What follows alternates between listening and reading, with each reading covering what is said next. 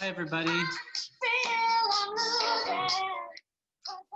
think I'll jump right in. Thanks, everybody, for attending the 35th Independent Music Business Session.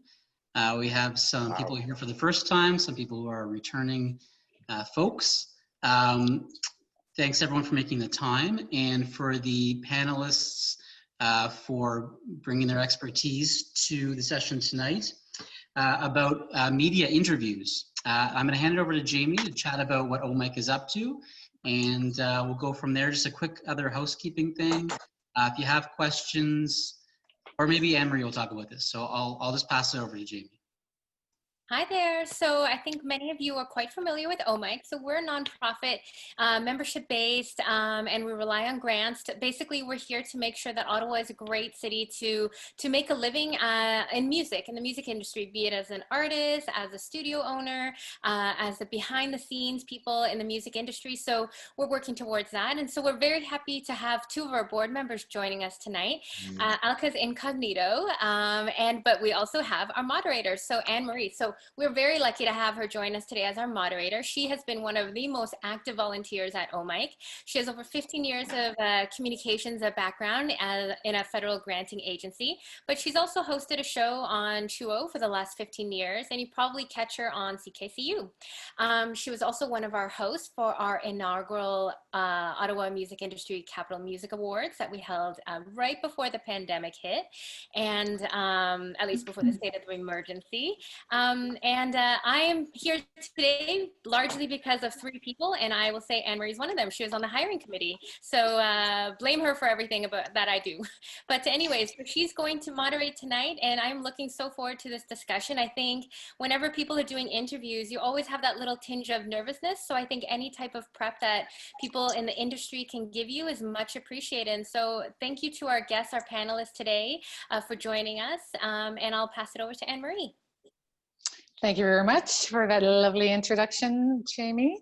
Yeah, thank you, Byron, for inviting me to do this. And it seemed like a really good idea when I think of the audience that usually joins these panels. They're artists and bands, and some are emerging and some are a little more established. But it's always good to know how to prepare when you get that big interview opportunity from the media. And so I decided to invite two panelists who have almost 100 years experience between them. And I think that we will hear some really good stories from them. And I'll speak a little bit about my experience, and we'll go through it that way. If anyone has questions, the chat option is usually a good way to do it, but let's go through the presentations first, and then after that, so we will have Roch Parisien. You wave your hand, Roch, and Joe Reilly of CKCU. And then after that, DeeDee Butters will be our test, our guinea pig, and we're going to try not to ask you too many tough questions, but I'm sure you'll be prepared. All right, so let's start with Roch Parisien. Roch he believes that all of the world's problems can be solved by music or with a musical solution, and I love that. He's worked in radio, TV, print, online music media for over 50 years. I find that hard to believe. And then currently you are experimenting with music journalism and concert photography using social media via ROCON Communications music page on Facebook. If you are not connected to Roch's music page on Facebook, you should. Every day he's got some really cool information, and he has one of the best record collections that are actually signed by all these amazing people. So I look forward to hearing your story, Roch. The screen is yours. Oh, am I going first? Yeah. Oh, well, I did say Joe would go first. That's true. Do you want to wait? Let's get Joe to go first. No, Joe's saying, no. Well, Joe, we don't want okay, let's let Joe go because he's worried that he might lose his connection because he's out at the cottage, I'm guessing. So Joe, I think a lot of people here online know Joe Reilly, who has been with CKCU FM for many, many years, hosting a program, and he's worked on festivals. He handles the media relations with Ottawa Bluesfest, CityFolk. He's previously worked with Jazz Fest and Tulip Fest. And he has a passion for music that he's held since he was 8 years old in Gander, Newfoundland. That must be why you're so friendly. And you used to find new music on your little AM radio, and you're still driven to find new music and share it with others. And thanks so much, Joe. Joe Reilly of CKCU, go for it. Yeah, and sometimes quite obnoxiously too, because this week I was telling my sister, an artist she should check out, and she said, and I said, you should connect with this artist, and she said, you always say should, and I find that that's pressure. So it's been going on for years, and it continues to go on. Yeah, I mean, where to begin with this thing? I mean, the interesting thing about giving advice to people who make music about how to do interviews is, I think the first thing is that more often than not, the interviewers need to be given a seminar, because I think a lot of the times when you are doing interviews with campus stations, smaller indie publications and things like that, you have to take control of the interview. It's not so much, if CBC calls and says Alan Neil is going to have you on all in a day, what you need to be worried is about what you said online 20 years ago, because he's going to find it and present that to you, which is generally something, the resources that I don't have. But more frequently when I talk to indie artists, what they talk about is the interviews where they go to do the interview and the person starts off with, tell me about yourself. And how would you describe the music that you create? What style is it? And it's like, oh dear Lord. So a couple of things. Influences, Joe. What's that? What are your influences? Well, you can, a good interview will get to those at some point, probably. And I've asked directly, like, wow, I hear a lot of so-and-so in your music. Is that an influence? But what you need to, I think, do as an artist is know what your story is that you want to communicate through this interview, whether you're being interviewed for print, and print is even trickier in some ways, right? Because you can have a big half-hour-long interview and they use like 4 quotes from you. But, in particular, radio or TV, and TV in particular, I'll tell you, if you get on those morning shows and things like that, the CTV one, the people there are lovely, they do a nice job, but they don't really know about your music. So you need to have a couple of ideas, a couple of stories ready to go. And if someone asks you, the banal, how would you describe your style? You say, well, we mix in this, this, and this, and it's really reflected in these 2 songs on the album where we tried to do this, and we were working with so-and-so to do that, and that's what we were really trying to convey. Because ultimately, I think music and most art is about connection, how it connects with people, how it brings us together. And every week on my show, almost, I talk to one artist at least where we talk about the idea that ideas and feelings that are expressed in music, often people connect with it because then they don't feel so isolated, alone, or whatever with their feelings, no matter what they may be. And, it's maybe a little less so when it's joyous stuff, like on DeeDee's new recording, which is like, wow, powerful, out there, let's go dancing music, which is a different thing. And then you got to do a different thing as an interviewer with that. But I really think on your end, know what you want to talk about. Know your stories about 2 or 3 of the songs on your newest recording, and know that you want to push that out and you want to get that out through the interview. And so if the interview is going in interesting directions, go with the flow. But if it's a really not, really getting to what your music is about and what you want to say, find ways to push the interview through your answers towards your story and your stories about your creativity and your creations. That's what you got to use that opportunity for, because you've got maybe 7, 8, maybe 14, 15, I don't know how many minutes, and you've got to get that out there. The other thing I would suggest right after you do an interview with somebody, especially in campus radio or things like that, ask them if they can send you the audio link later, and use your socials to get that out there. Use that interview to help explain to other people who you are, right? So when you do the interview, make sure you're doing that, and then get that interview and push it out. So it helps tell people you've got a new album, you've got a new single, you've got a gig coming out, and then use it, what's been created for you by somebody else to help promote yourself. That would be the two biggest things, I think. That's fantastic. I think those are wise words coming from a wise man. Absolutely. Great. I think we'll keep it going unless, does anyone, I think we'll keep it going and then ask questions later might be the best thing, unless someone is really, really absolutely wants to ask Joe a question right now. I think if we go to Roch and then we get more ideas flowing about what, Yeah. I mean, there's other things I could have mentioned, but I want to make sure Roch's got some good stuff because he knows what to ask people. Well, I'm in the coveted second of 3 position where I can react to what Joe said, but also steal all the stuff that I know Anne Marie was going to say. So leaving her high and dry. So That's okay. It'll be less for me to say. So I'm going to start by giving you the most important piece of interviewing advice you're ever going to have. And that is, if you're doing an interview on Zoom or Skype, make sure you're wearing pants. Do not chance it. You never know. Your camera angle might be off. You might be on widescreen. Wear the pants. Apart from that, I'm more used to Rory's not wearing pants. I should have worn them beforehand. I guess I'm more used to talking about doing interviews from the interviewer's side on panels and whatnot with other burgeoning or members of the media. And my word to them is always, like real estate is location, location, location. For interviews, it's preparation, preparation, preparation.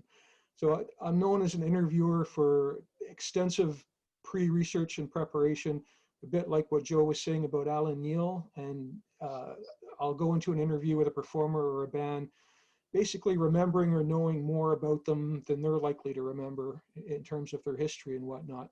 That sets them right at ease because, you know, they know they're not, you know, they're dealing with somebody who they can be comfortable with, that knows their work, and that's going to talk to them intelligently about it. In your case as the performer, there's absolutely no reason why you can't reverse the tables. And this is something that you when you think about it, it'll suddenly go, yeah, but people don't think about this. And that's preparing for the interview you're going to be doing for the particular interviewer or media outlet that you're doing it with. So if you're doing an interview with Joe on the guest list on CKCU, if you go on that show cold and you haven't listened to several previous episodes of the guest list, well, you're going in with your arm tied behind your back. You should have heard that show already, heard the types of interviews, questions Joe asks, how long an interview tends to last, how much music gets played, get a sense of, you know, the whole ambiance of how that particular reporter or media outlet does their interviews. And you can apply that to any, you know, whether it's the Citizen, a university paper, university radio station, the local TV channel. Check in on the reporter first. All reporters have a Facebook page or a LinkedIn page. You can find out a bit about them, what their own background is. You can drop an anecdote about, you know, I understand you're on, you used to work at CBC Edmonton. My family's from Edmonton. You know, were you ever familiar with this neighborhood? It's all about creating connection. What an interview is really a connection between two individuals who each have an objective, and you want to make that objective a shared objective. As a performer, you're trying to get a certain, as Joe was explaining, a certain set of information out. You have a new album, you have a gig coming up. You have your story to tell. The interviewer should be wanting you to help that story, but he also has an agenda. He's got a show to do that's got to be entertaining. He wants to project to his audience as being a knowledgeable person and interviewer and whatnot. So you've got to help him do his job. You've got to help the media outlet that he works for do their job. And at the same time, not forget the messages you want to convey. Basically look at it like a jam session almost. You know, it's a symbiotic thing. And you're jamming together. You've got to find the riff, the right notes. work together to get your messages out and to get for the interviewer, let him get what he needs out. And, you know, obviously a jam session is always easier if you know the musician you're jamming with. So the more research and the more sort of advanced knowledge you glean beforehand going in, then the more comfortable you're going to be in the environment once you get there. I could go on with 5 or 10 different things, but let me now jump to Anne Marie so we all get something down on the table and we can carry on from there. That's super interesting. Both Joe and Roch, thank you so much. I am thinking of questions to ask you. But before I do that, I guess I'll give everyone my little spiel. So I think I have interviewed a few people who are listening today. I'm sure Joe has too. So I think that what I've found fun is I've always focused on Canadian independent and emerging artists, of course. And so sometimes artists will come for an interview and it'll be their first interview. Or it'll be their first time in a radio studio. And so I find that my role in that case is to try and help them, to put them at ease and to get them kind of used to the idea of doing a media interview. And that's what community college radio is all about. It's a training ground for everyone. So I would say similar to what Joe was saying, you need to know your story ahead of time. So you really need to be prepared. You want to know what you're going to tell people. Why are you being interviewed? Why did you ask me for an interview? It's not to talk about your whole life story. It's to talk about something specific. Like you have a new album, you have a new band, you have a show coming up. So keep that story in line. And also know, as Roch was saying, know the person who's interviewing you, but know the audience that show caters to. So if you're coming on my show, you've got the college crowd or the indie crowd or whichever. It's actually the community radio is pretty broad. But let's say you have like a punk e-zine wanting to do an interview of you on Instagram. So you can imagine the audience there, as opposed to Alan Neal calls who wants to do an interview on CBC radio. Then you've got more of an adult-oriented audience. So just know the audience and have your storyline, but be able to kind of adjust a bit the way that you're telling the story. I interviewed Orville Peck in April 2019, just before he blew up and became like the greatest thing on earth. And it was really cool. We went to see him at the Dome, right? $10 a ticket. It was amazing. So when I interviewed him, at first I was like, who is this guy? I don't know if I should be doing this, but I'll take a chance. Ended up being a great interview. But I noticed that, so obviously I asked him about his mask. What's with the mask? And he said, I woke up one morning and it was just stuck to my face. I can't get it off. And he said a few other things like that. And then when I read other interviews with him and or heard or saw, he said the same thing. So he had his story figured out and he was saying the same thing to everyone, which is fine. It's consistency. So it's kind of an example for that.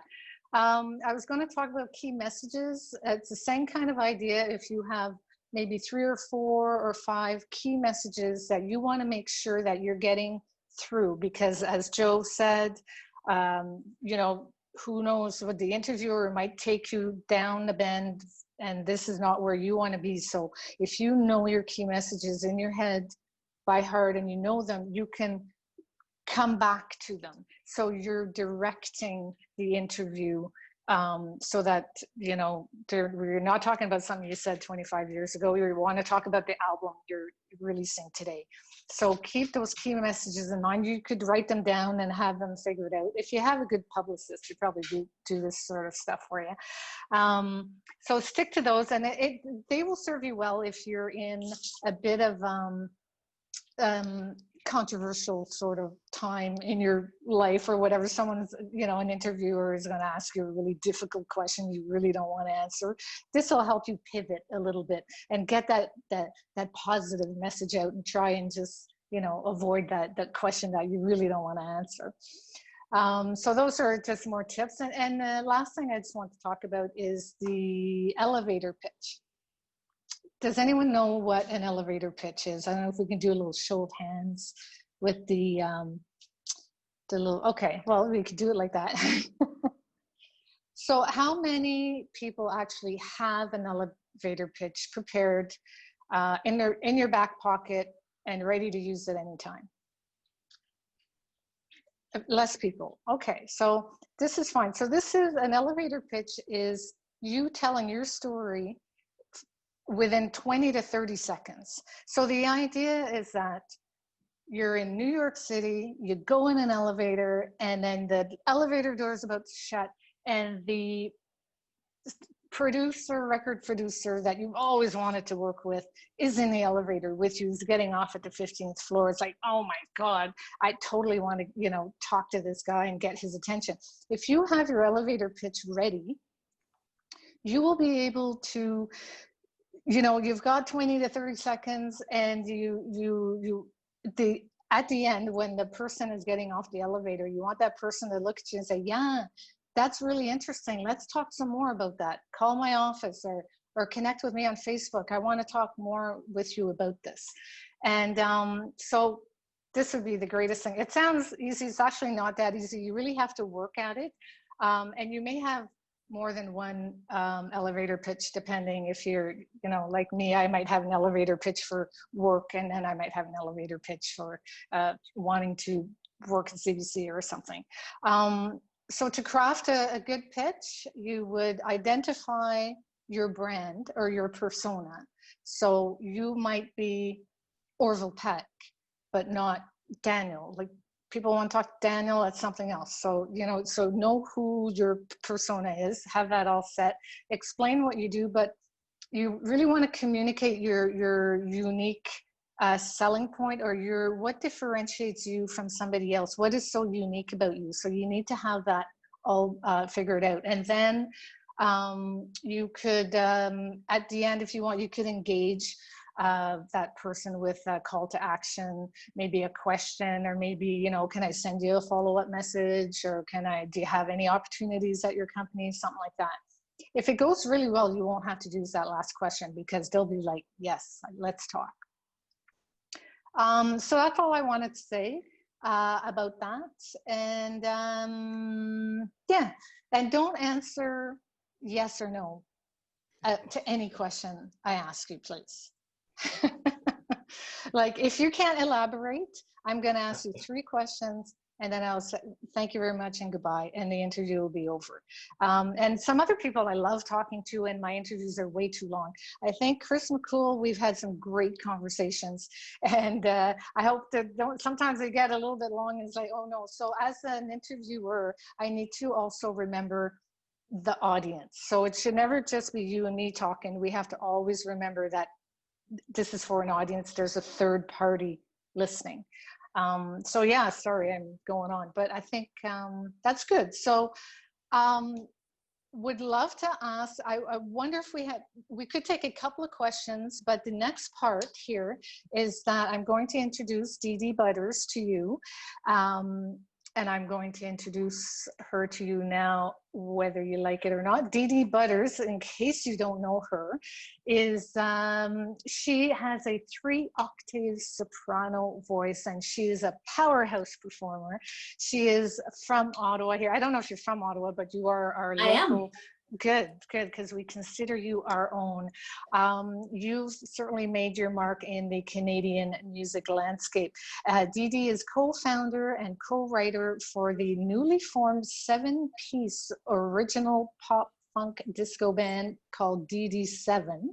And she also fronts her 9-piece tribute band to Aretha Franklin, and is a founding member of the Peptides, which perhaps most of you know DeeDee from. So, and DeeDee has a new material to launch, and so I thought you'd be the right person for us to do this experiment with, because you have something to talk about, and you're also very dynamic. When I have DeeDee in the studio, it always sounds like I'm interviewing like 10 people. She brings all her personalities with her. She's a lot of fun. So You guys, I can't wait for you to tear me apart. Tear me apart. So I am going to let mostly Joe and Roch interview you, and then I'll maybe jump in. So we're going to do this pseudo interview, and then we can talk more, or unless people want to ask questions before we go to the interview part. All right. Anne Marie, Yes. I'm going to just add something to what you said before we move on to actually interviewing. That you mentioned no yes and no questions. Equally important, I would say to that, is remember to come up for air occasionally. You can have the opposite effect as well, or you get nervous, you start going on, and you don't stop and come up for air. That's equally important. There's nothing worse than the one-word answer, and second worst is the run-on answer that doesn't stop, and the announcer has no place to come in and shift the interview to the next question or whatever. So watch those two extremes. Very true. Very true. All right. So who wants to? This is like we didn't practice this, but we knew we were going to do this. So who would like the first dibs at the first question? Roch or Joe? Have you? Well, DeeDee, have you been interviewed by Joe on KCU? Surely. I haven't. Oh, this is your opportunity. I've never had anybody from the Peptides on. That's bad. Wow. Oh, that's okay. It just means the door's still open. It's always open. I've got to fill that show every week. One thing I do want to, the album is out June 5th, right? So it's just out, right? Just minted.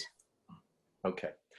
Okay, so I just want to start here. The first thing is, like, I was, I know your sound with the Peptides, man, it combines such a wide range of everything that's kind of soulful and moving and rhythmic. But when I put this thing on, it was like, oh my God. I thought I was listening to new songs that I hadn't heard before on my Rhino disco box set. Yes. It has completely struck that chord. There are little riffs, little things happening. I'm going, oh my goodness gracious. So did you specifically start out to strike that kind of tone and say, this is not a Peptides thing? Because, I mean, while the two things are not, it's not as if you went from post-punk to this, but there's still a gap, a big, interesting gap there. But first thing was this your intention? Were you immersing yourself in the sound and said, I want to replicate that somehow, bring it forward to 2020? Well, yes and no. So in the Peptides, a lot of writers come together to create those songs. Obviously, the Peptides has its sort of main writer, Claude Marquis, who is the founder of the project. But over the 10 years that we've been playing together, we've all written. And one of the songs that started DD7 was intended for the Peptides. And it's funny, we arranged it for a live show and played it out, and it just didn't land. We totally thought that it was like, we were like, this is a perfect Peptide song. We're writing this great disco tune, because the Peptides does a lot of disco kind of stuff, but I guess it's a little bit more sort of off like left of center disco than we thought, because we wrote this great, disco feel and, or sort of disco funky pop feel. And it just didn't quite do it, but we loved the song, and we were just really fired up about this vibe that this is the music that my co-writer and I listen to. My co-writer is the bassist in the Peptides. That's how we met. It was a lovely love story. And so we've been really listening to a lot of music, while we're traveling or cooking or, just really feel good music. And I think we really needed that at the time. We needed to write some really good feel good music that was really just about the music, and we're born both of us in that. Yeah, please. This is what we were listening to at the beginning.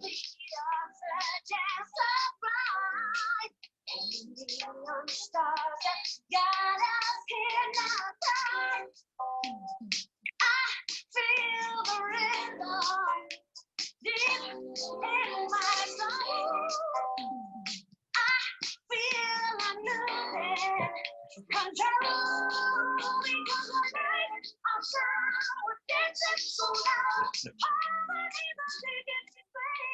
Just to give everyone a little bit of oral experience there, so they know what you are, what we're all talking about. Well, DeeDee, you did that Alrighty. switch up. You did that one switch up right there in that song where there's a slight little left turn you just threw into that song, and it's like it's straight out of, I don't know, Anita Ward or somebody like that. It just made me laugh when I heard it just there again. It put a big smile on my face. That's awesome. That's what we really wanted the music to do. You know, life is sort of heavy enough, and there are lots of times where artists really are doing an amazing job of bringing awareness to serious issues. But sometimes you just need to express joy, you know, and that was what that lyric was about. You know, we're made of sound, we're dancing so loud, you know, let's just go to space for a minute and we'll come back. But we just need to go to space and make a nice jerk chicken or something, you know. Let's cook some nice food, go on a nice trip, and have some good summer jams. So that was sort of the vibe we were writing for. Is that Interesting. Yeah, it's good. What do you Joe, think? what do you put into your car when you're driving? You know, basically, it's probably whoever I'm interviewing that week on the show. And they live in my car. So that's this week. I wasn't out in the car as much because I've been up in the country mostly living. But when I was in the car, that's what it was. So it was a disco revival. And it's funny you said about going places, but frequently you're referencing going to the club on that one and moving on that whole album. I guess, I know, we were really trying to go in and change all the times we said beat and heat and feet. Give up. Give up. So many of them stayed. That's amazing. Roch? Roch, how do you handle a powerhouse woman like this with multiple personalities, and what do you do? I bow and concede. Just ask some questions. Yeah. Well, I mean, we're trying to make this a bit of a seminary, so why don't I try to do this? I mean, Joe asked that question very much from an enthusiastic, really into it fan point of view, and you're going to get that kind of interviewer, and that's great. That makes it really easy to connect and get enthusiastic and talk. But you can just as easily end up with an interviewer who's maybe a little nose up in the air, purist college radio type, or Howard Stern, shock jock looking to stir up some controversy kind of thing. So there's one interview that Joe started, but say the interview was to start this way. So DeeDee, looking at your bio, and you know, the very first line says, DeeDee Butters is an Ottawa-based makeup artist, performer, designer, vintage clothing dealer. And that's so cool. I mean, you're obviously multi-talented, but it doesn't even say musician. Like, is music really a serious part of what you do, or are you just a dilettante when it comes to music? Well, for a long time. Hey, DeeDee, if it starts there, just hang up. Like, seriously. No, that's the point. Who does that? No. The point is to take that and use it. The important thing is not to get upset, not to get defensive. You take it, and as Anne Marie was saying, you deflect to the story you want to tell. And I know DeeDee's going to be able to do that. So. Okay. Well, I was going to say, it's funny. When I first started in the Peptides, that was the first live band I had ever played in. I had always done music as a younger person. And then all of a sudden this amazing project came around, and I was partly responsible for telling everyone what to do. And I really didn't know what I was doing. And the first 2 years that we ran that project, I was saying, oh God, I'm such a fraud. I'm really a fraud, you know, but we just did it anyway. And for the first birthday that I was dating my bassist boyfriend at the time, who's now my husband and the co-writer on DD7, or really the originator of that vibe, really. He made me a beautiful carved wooden music note that on the back says, "You're not a fraud." Oh, And I still have that, you know. It's and the only way to not be a fraud is to just do it. Get out there and do it. And even if you're doing it poorly, fail forward. fail so that you take something away from it and learn about yourself and figure out what it is that you're not doing very well. For example, the other day I had an interview and I thought, God, I'm saying so much nothing. So I'm really trying not to do that today. But it's good that you're conscious of it, right? And you're like, okay, what did I miss there? What was it? What did I do wrong or something? So, yeah. And that's the nice thing about listening to your own work, listening to your own interviews after the fact, have a listen. Do you like it? If you don't, change it. So DeeDee, when you're doing different things in music, be it the DD7, the Aretha thing, is it different peels of the same onion, or do you actually see yourself almost as inhabiting a different persona or different character for each of these projects? There are different skills that go into each industry, but I like to think of perhaps three offers. One would be the true specialist in arts that is really, really focused on that one thing that they feel the most comfortable doing. And then the opposite of that is a generalist who maybe that's the music file that really wants to consume tons of music or make really many different genres or plays like a lot of different instruments and that kind of thing. And that neither of those are me. I would say, a pluralist. So I have like 4 things that I really like to do, and I just try to kind of not neglect any one of them, which is the trick in this, I would say, tapas life. Small plates, and makes a full meal. But I do feel that as I go along, music is really taking over, and I from that question clearly need to rewrite my Facebook page bio. I kind of forgot about that. Exactly the right lesson from that question. Yeah. There you go. That's amazing. Joe? Well, I was just going to say that. I mean, anybody who starts off where that question has a lack of understanding of independent music and where indie artists come from, because frequently they have to have different projects on the go. And what I think sounds great about DeeDee's bio in that sense is so much of what she's doing is tied into other artistic endeavors rather than, and I don't say rather than negatively, but so many musicians that I've spoken to over the years, they say, man, I finally gave up my day job. I'm finally doing just what I want to do in the arts and making music. And that's hard, right? And then they may be talking about teaching music and working in a record store or a music store and this, but finally the other stuff is gone. And what I think with DeeDee, with that bio, DeeDee, I don't know how much you need to change it up, but it just shows that you're vibrant, engaged. And I would say to that dude, it's like, hey, I'm an independent musician. I've got a lot of things on the go. And what's great about all of them is they all feed into my music. And here's how it does that, or something like that.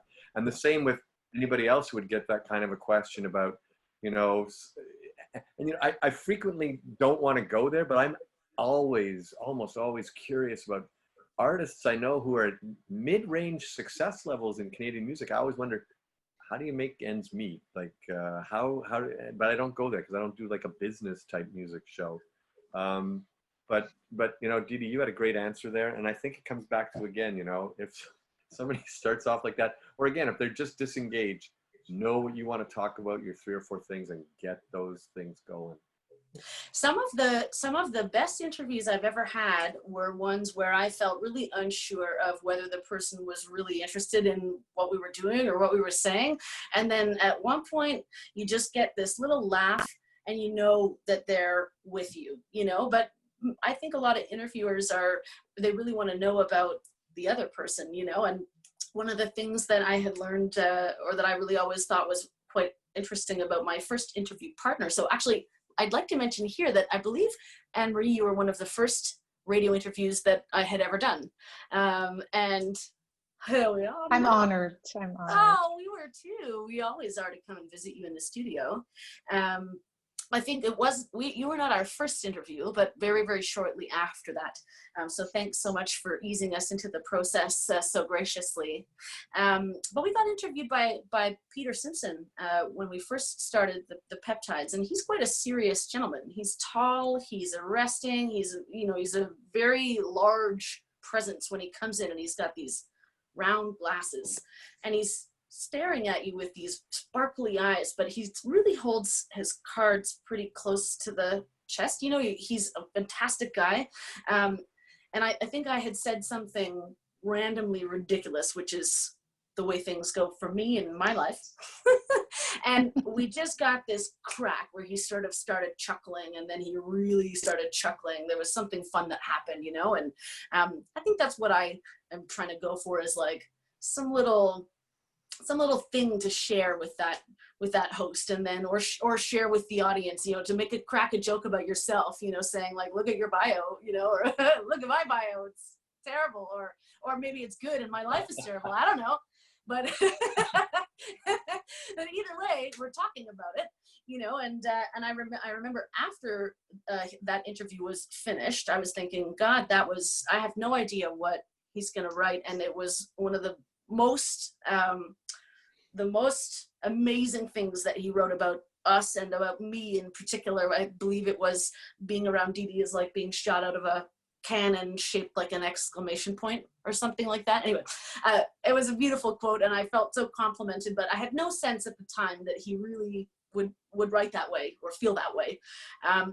So, you know, I think it's just important to be yourself. If you're dark and mysterious, then go with it. Clearly that's my calling card. Well, if that's what your music is, right? I mean, like, goodness gracious, I mean, you need to reflect what your music is. But I mean, there are many artists I've talked to over the years who are probing and writing about and exploring darker themes, but they don't have to be like Dracula when they do the interview. But there are people who are really quiet and demure, and they're exploring that stuff. And as the interviewer, you know, I need to respect that and maybe try to draw them out, because I still always remember a quote. And, you know, sometimes people are not comfortable talking about their art. And someone said, imagine poor Michelangelo, right?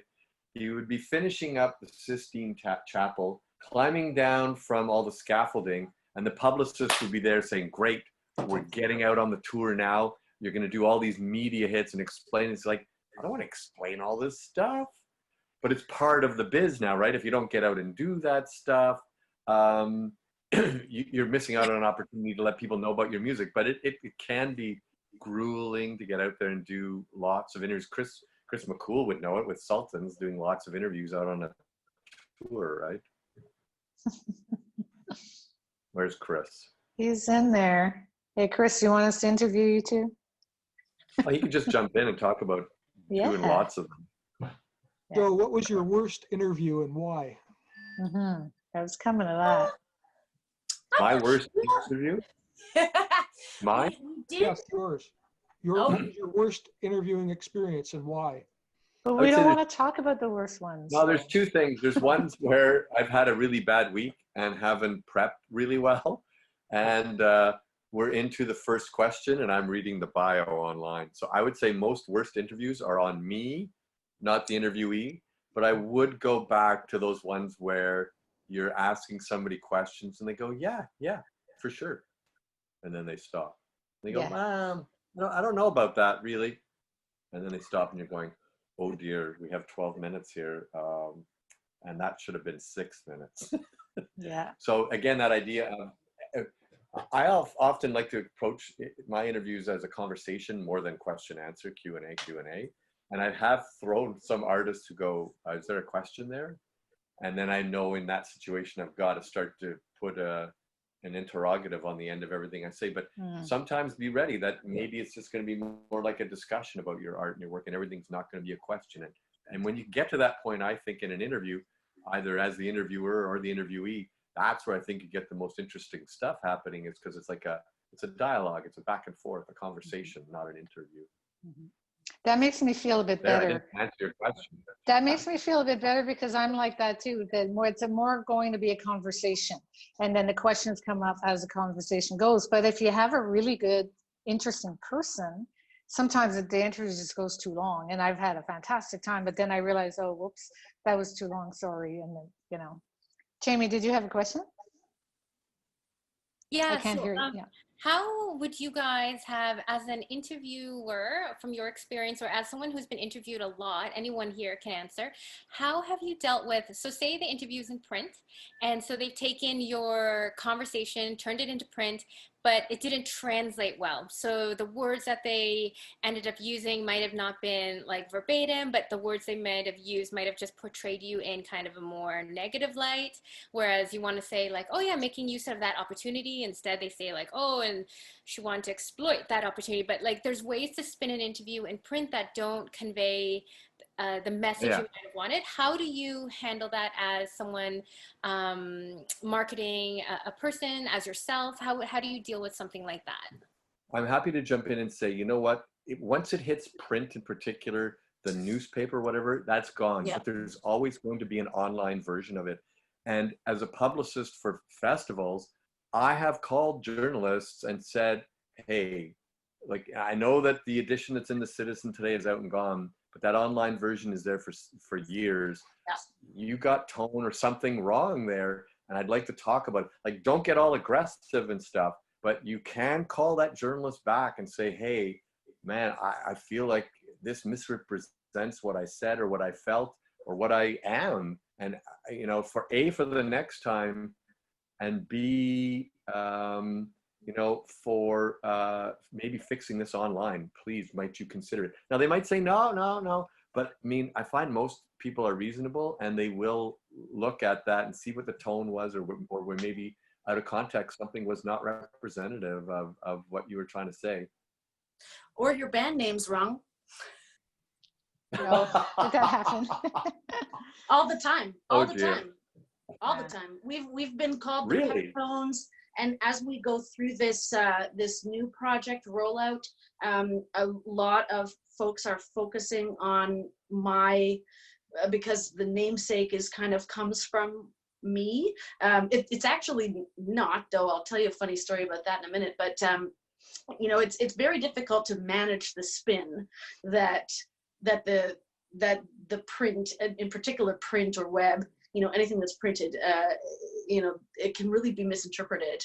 And, you know, especially if there's, you know, a misnomer, you know, go back and correct that and just investigate politely and make sure if you can get ahead of it with your, you know, if you do have a publicist working with you, just make sure that you've seen how they're positioning your brand, you know, and then fully expect for it to be only right about 75% of the time. You know, there's always going to be that you know, busyness in that business. It's to get the content out, and you know, and you can always do your best to reposition your brand when you are on the interview. You know, for example, the name of the band is actually from a 1987 viral stain remover called DeeDee, which is really, really fun. It actually came out when I was 7. And I thought that was the coolest thing on the face of the planet. And in a gin-soaked fury, I said to Andrew, that's what we're naming our band. But because it shares my name, the project is actually attributed to me as a solo artist, which isn't the case. There are 7 members of the band.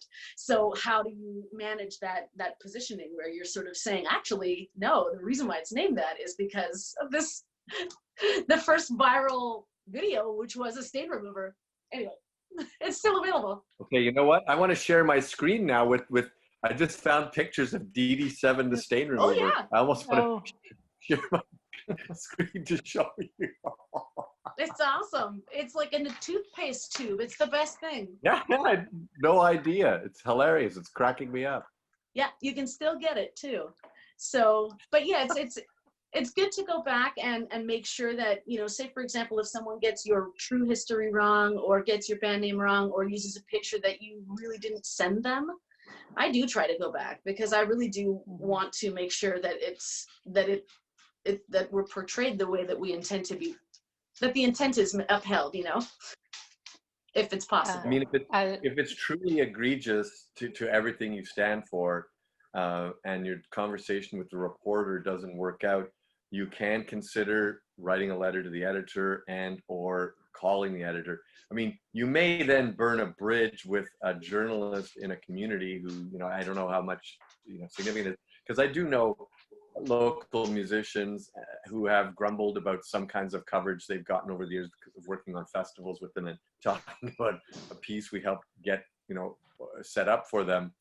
And they will say, well, I'm just going to let it go. But I do think it's still okay to call the journalist and say, hey, you kind of missed the boat here, and here's how why. That's the thing, though, Joe. I think if you call and you're really, polite about it, and you say, hey, I just wanted to see if we were on the same page about this element. This is actually what we submitted, and is it possible that we could make a minor tweak and just sort of see if you can find an opening? Because for the most part, I think journalists do get a lot of calls that are we want to remember that they're people also, right? And so if you can kind of really build a bridge that says, hey, like, we are so pleased to be featured. I mean, we can't even believe it. We just want to make sure, that everyone's on the same page with what we're putting out there as a team of people working together on this story, right? Mm-hmm. So that's. But I'm going to say one thing too, you got to have thick skin about reviews, which are different from features, right? A feature should represent who you are without it's like the difference between an op-ed, an editorial piece, and a reporting piece. The reporting piece should be reflecting you as the artist and what you're about. If it's a review, like some artists I know will not read them. And some people love to read them and see whether they're good or bad. But remember, that's one person's opinion of your work, and that's it. That's all it is. One woman, one guy, their shot at what they think you're doing. Don't let it torpedo you completely, right? That would drive me nuts. I'm way too sensitive. I'd be going, I don't know how you would handle it, DeeDee, but if you get ahead of it mentally, I think if you get ahead of it mentally, where you fully expect for some people to really truly not get what you're up to, and like what we're trying to do as artists, right, is do what we love. And that sometimes can be, a little idiosyncratic, or just where you're at that moment. You're doing your best to put out the best quality piece that you can, but you're on a journey, right? So what we did when we were releasing this record is I bought reviews on a blog review thing, and they were all terrible. And I was so entertained about how it was that you buy the review and they have to write to you about why they're rejecting you. They have to write to you. That's what you bought. And it was so much fun. It was like, oh, this is so great, but this aspect of it was awful. And we're looking for something powerful. Yeah. And then the next guy would say exactly the opposite thing. And I thought, oh, how freeing is that? Where two people will say, like, this is really not our genre, but it sounds really well produced. And one was, the production is bad, but your voice is great. And the voice is like, but the production is awesome. And then some were like, this is great, but we're looking for something good. Oh my. All right. And I just thought, how much fun was it to just, take a little bit of an advance. Like, I fully expected to get at least one person pick it up because I didn't know what I was doing, and nobody did. And I just thought, great, maybe that's not where my music is going to go best in that way. Something's just occurred to me that I think is important to get out, because we're talking about the intricacies of one interview, maybe, right? But I think one of the things too is if the world returns to normal and you're going out on tour and you've got dates outside of your community here, it's really important to get some stuff going in those other communities, right? Whether you can afford to get a Canadian publicist, and there's some really good Canadian publicists. I have no idea how much they charge, but my show every week when people are touring is almost always pushed by people because I'm busy. Yeah. And whatever the publicists that I trust are out pushing, I'm looking at it. I'm at least listening to it. But even if you don't have that, if you can't afford it, because like first tours, it's hard to get out there and then pay a publicist as well. It may be a good investment, but to get in touch with the local newspaper, the local radio stations, because some of the ones that are even commercial but aren't owned by the biggies might be more open to having people on, but anything campus community in that area, and get it so that people are talking about you. If you can do that, find your way into that and make sure you're doing some groundwork. Also, the club owner, whoever where you're playing, is going to love you for that. And like Paul Symes, he insists you've got to be tweeting about your gigs, Instagram stories about it. reaching out to your people who already know you and get them to help spread the word. So make sure you're getting stuff out there in advance of going somewhere. Otherwise, you show up to an empty room, and it's not going to help you next time to get back into that community. But you get a few people out the first time because you've been out there in the street doing the work, the groundwork to get people to talk about you or write about you, and that's going to pay off. That's a really good point, Joe, actually. Yeah, absolutely. There's lots people can do without having a publicist. I think that I would love to take some questions, Sure. or like for anyone here, for Roch or Joe. I have a question. What do you think about the interviewee response? That's a good question. I hear it all the time. I What do like you it. think? It's like, oh, that's a really good The question. little It's throat. flattering. Yeah. Exactly.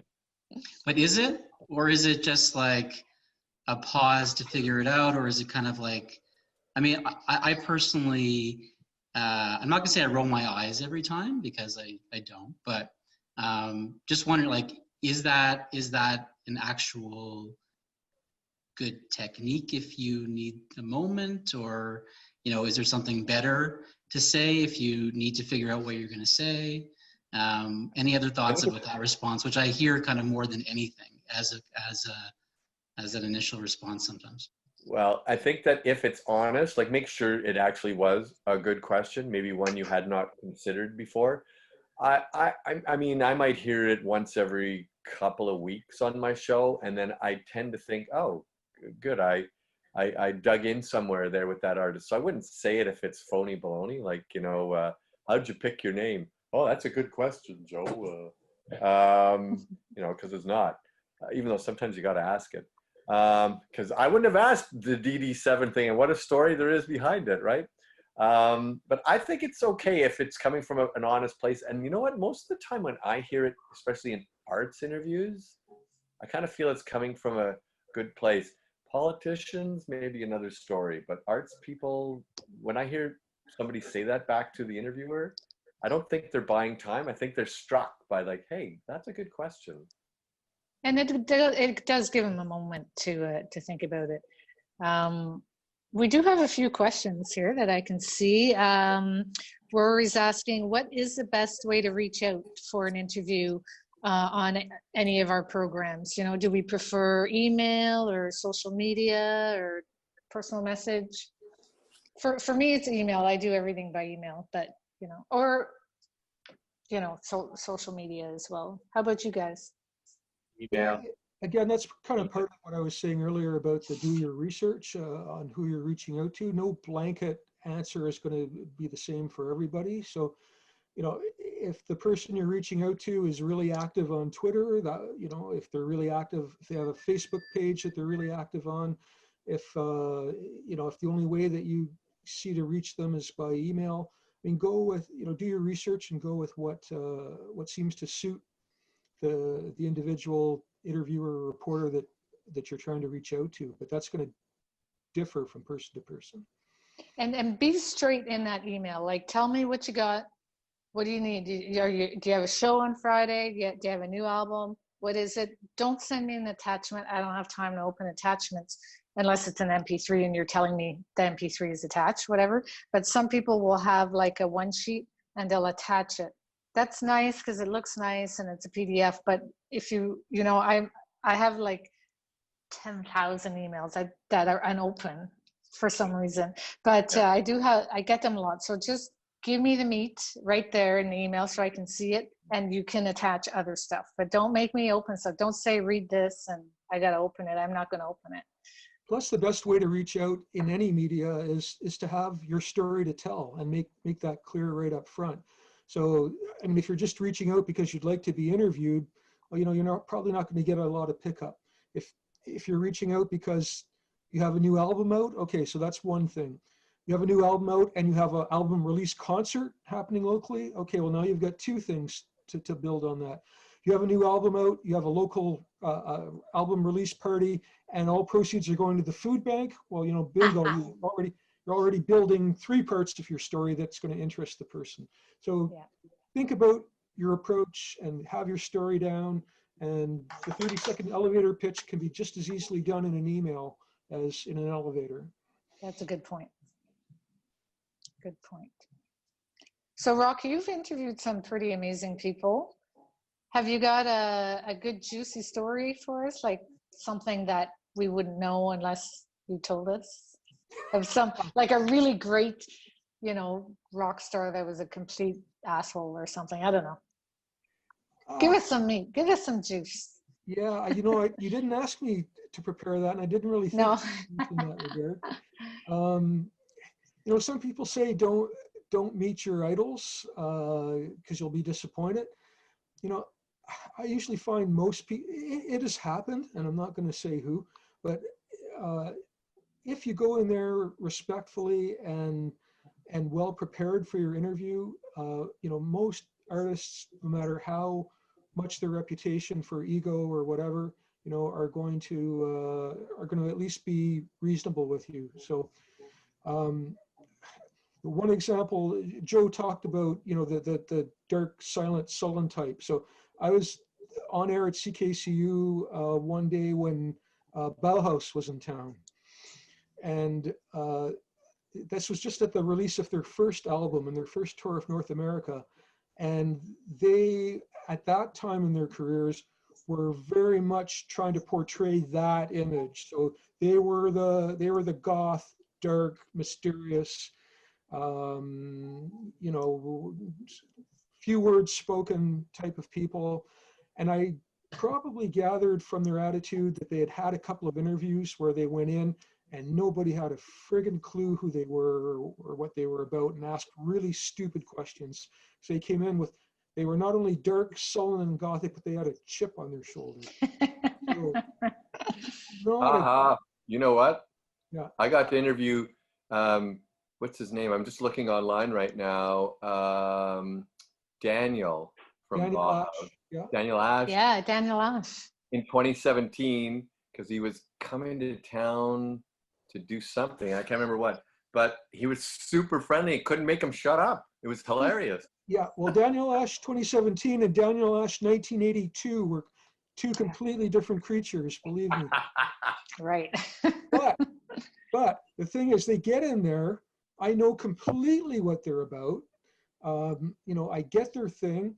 I'm enthusiastic about what they're doing. I have their album and I asked them to sign it. And suddenly, you know, okay, these dark gothic chip on their shoulder guys are suddenly opening up, and we're having a subdued, you know, we could have dimmed the lights and lit a candle, but we're having a good, reasonable, decent conversation. And it, you know, we filled up 12, 15 minutes really nicely, and they left feeling good about themselves. Finally, somebody in North America gets us. I got a good interview. I have a great signed album and a good memory from it. So there's a little piece of, on the other hand, I could also share my worst interview. Yes, please do. And that was Katie Lang. Oh, Also surprising. you. And as Joe said, often your worst interview, you are most to blame for. And I take 50% on this one. Katie Lang was playing at the Unicenter at Carleton University. And again, I was on air. And this time I knew nothing about the fact that I was going to be interviewing Katie Lang. And I was right in the middle of a thematic, what we called foreground sets at the time. So I was doing like a half an hour feature on a band or something, when the program director comes in and says, "You're interviewing Katie Lang. She's doing a show at the downstairs. It's not selling well. We're sponsoring it. She's going to be up in 5 minutes." And I was furious because I was doing my thing. I was in the middle of a thematic set. Did not want to interview Katie Lang, but had to. So Katie Lang comes in, and it turns out it's very obvious in 30 seconds that this is also the last thing she wants, is to be doing this interview. So obviously, my station manager is talking to me, and her manager is talking to her, saying, "Look, Katie, the show's not selling well.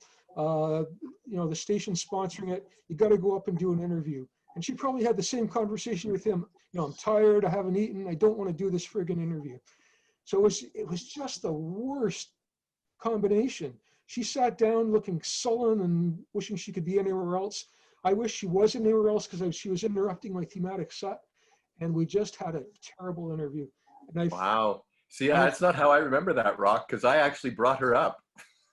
I went and collected her from from the Rideau Residents Association room and brought her over. That's interesting. We can discuss this later. Yeah. Well, maybe I faked it better than I thought I did, Joe, but I still have a memory from that not being, one of my least, less proud interviews. So She was super exhausted, Yeah. super tired.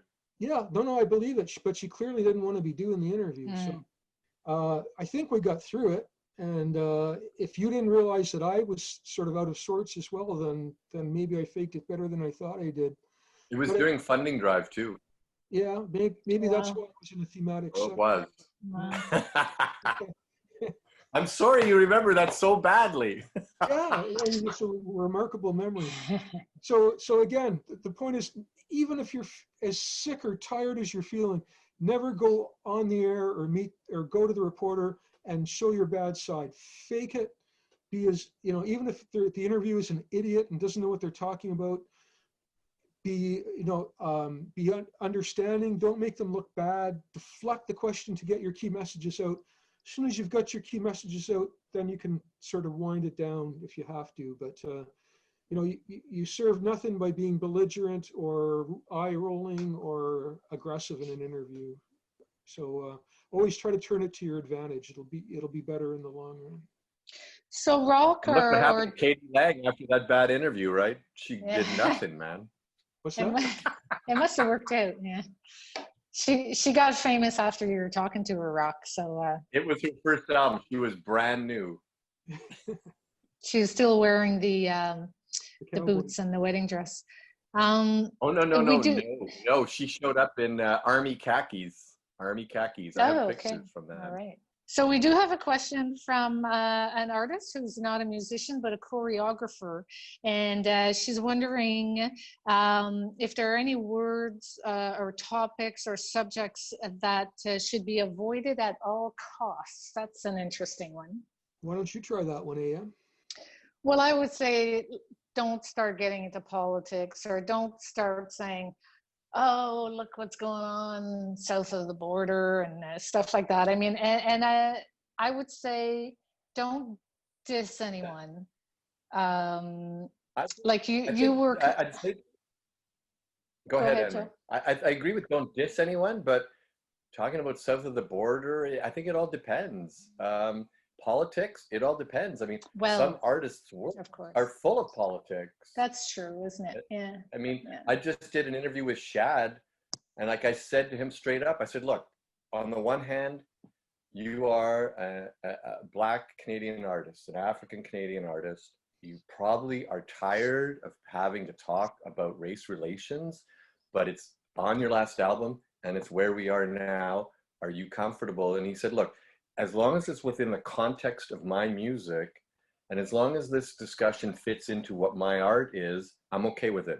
But he says, I don't want to be on a podium or a platform to talk about anything out there. But if it's tied into that person's art, I would say, but you have to be also very sensitive about it. Like, oh my goodness, I'm just trying to remember, what's the name of the trance artist I've talked to? And I don't mean electronic dance music. Ray Spoon. Yes, Ray Spoon. And it's like, the question is, do you address that directly or not? And I don't think that I did, and I don't remember if I asked a publicist first. But if there are sensitive things like that, you would be wise to ask the artist and or publicist before you get on air. I mean, that's again talking to the other side.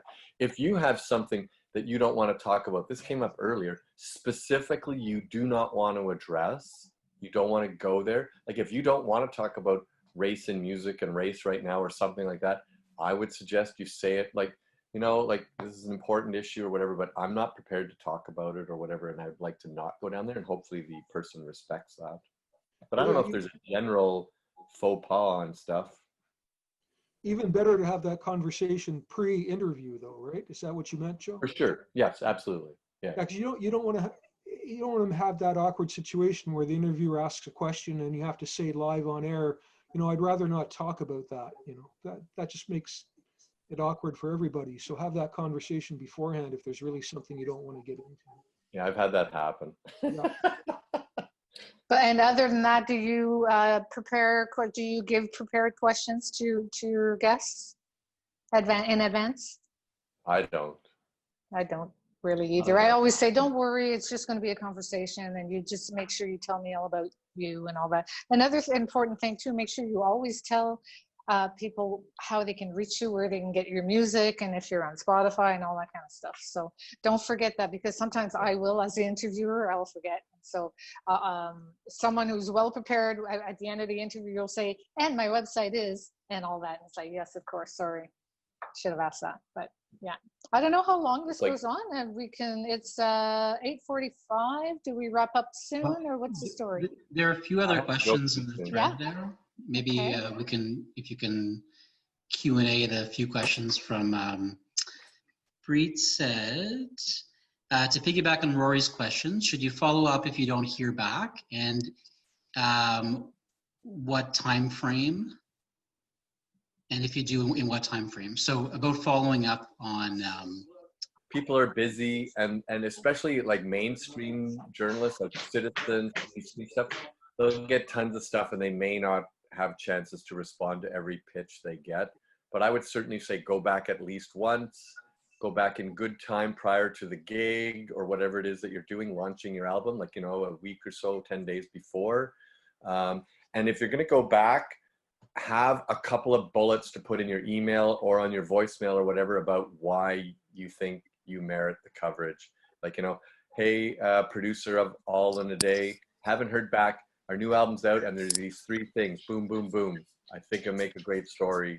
Please if you could just let us know yes or no, would be great. Something friendly like that.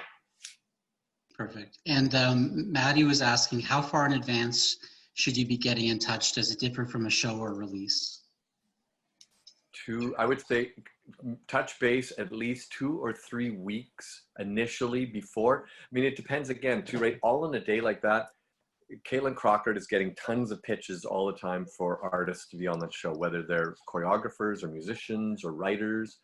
So I would say 2 or 3 weeks before you want to get on there, get that initial pitch out there, and then follow up a week before if you haven't heard back. That's kind of what I think. I mean, I also have to picture on artists for Bluesfest, as well as being a guy who does interviews for CKCU.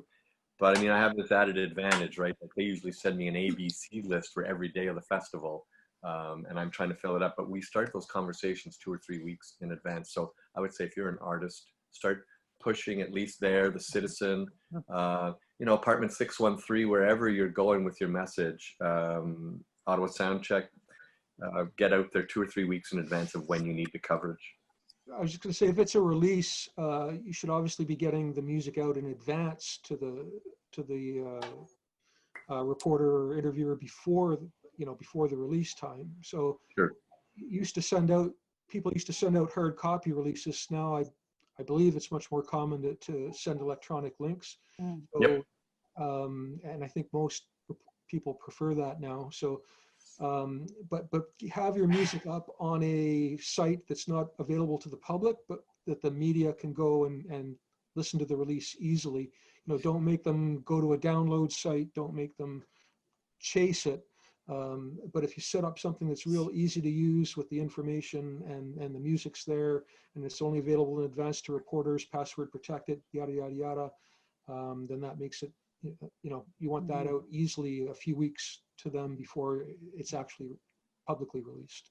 Yeah, you can set up easily private SoundCloud links that not everybody can get into. Yeah. Anne Marie, you were going to say something. Well, you can, you know, if you know you've got an album release show a month or so ahead of time, you can drop me a line and let me know, because I have a whole, I have a calendar of everything, and I plop things in like weeks ahead of time. And then it's like, okay, you know, looks like possibly, I don't never make any promises just in case, but like there could be, then I'll usually ask you to please ping me again in 2 weeks or something to make sure and to double check or something like that. But yeah.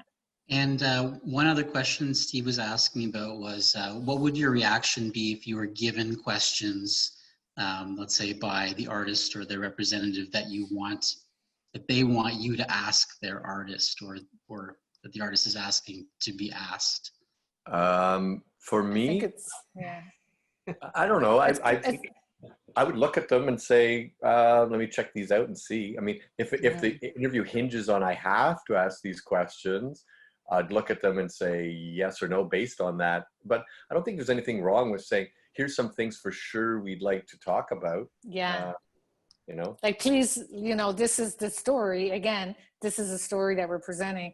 You know, make sure, and you know, and did you know that this person had this thing? You know, you might want to ask them about that or something. So sure, I'll go with that, but don't, you know, you can just force questions on me and it'll be like, okay, we'll go ask somebody else to do your interview.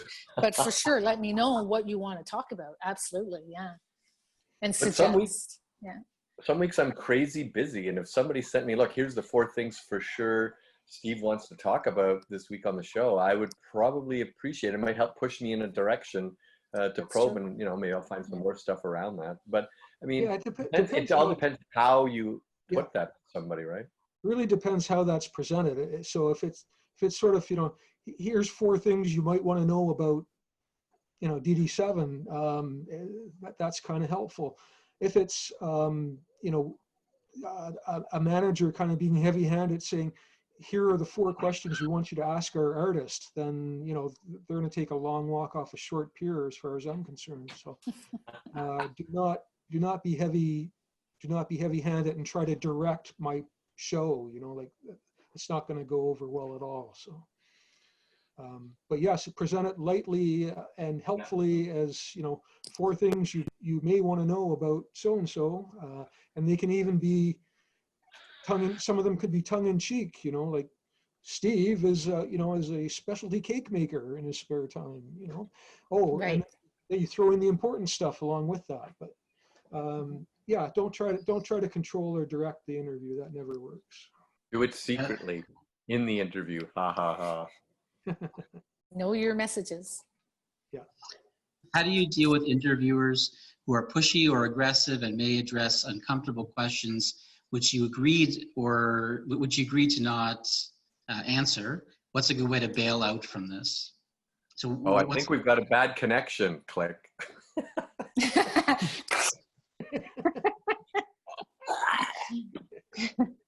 I don't know. That's a good again, question. you know, if you Go ahead, Anne Marie.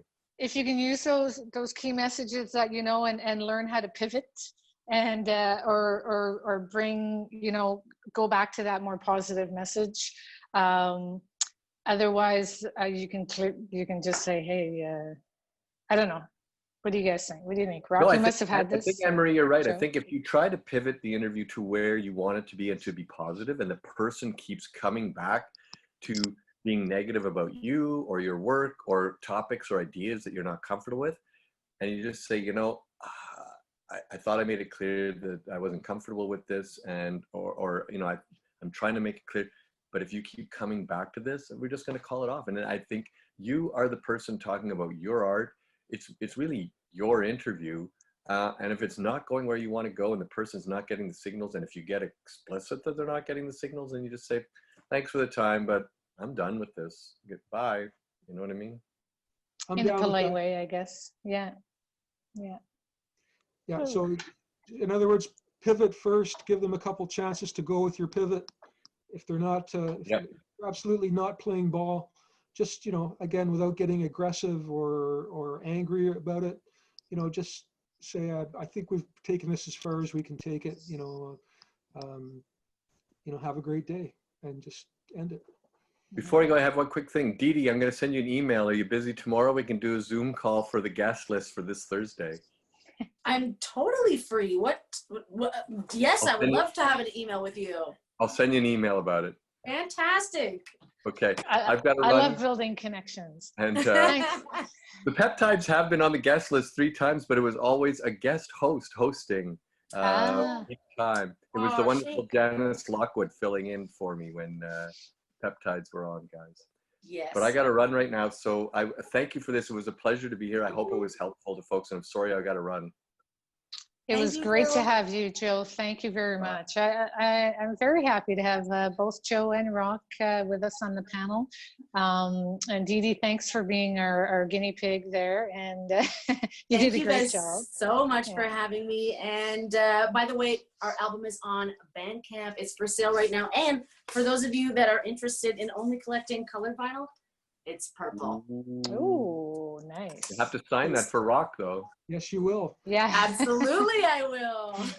Anne Marie, could I leave one last tip before we close off? Please do, yes. That it was actually something that reminded me of my tip list from something DeeDee said earlier about that they're DeeDee 7, and it sort of reflects her name, but they are really 7 people in the group. And so the last tip I want people to remember is if you're a group and you're going in for a group interview, the tip, I call it share the wealth. If you're the lead singer, if you're the sort of tend to be the main focus in the group, don't hog the interview. Make sure the other guys get in on it too. And the interviewer will often have a tendency to want to focus on the lead singer or the main songwriter. So your job should not be to play into that. Your job should be, again, a deflection to say, well, Frank, our bass player here, is really on top of that. Frank, what do you think? And if the interviewer's not going to deflect to your bandmates, then you deflect the question to your bandmates. Make sure that everybody gets in on it. The road to broken up bands is paved by too much focus sometimes on one member of a band. So Ego. Good advice, Roch. That's great. And I often, if a whole band comes to the studio, I only have 3 microphones. It's like, we're going to have to, I can't have 7 people talking. So, but you can share. Yeah. Well, this has been great fun. So thanks very much, Byron, for inviting us to do this. And I hope it was useful and that we're able to, that people are able to walk away with a couple of tips. And yeah, I had a great time. Thanks. Thanks Thanks setting very up. much, Anne Marie and everybody. Jamie, any final OMIC related things to? Stay tuned. We have our Canada Day performance that will be airing on Rogers. Thank you for all the tips. I was writing like crazy, so actually I'm going to be posting a few keynotes that came out of tonight. And the wear pants was very. It was a great way. That's the headline. Wear pants. Great. Thanks, everybody. Thank you. All Have a good rest right. of the night. Thank you. Thanks so much for coming.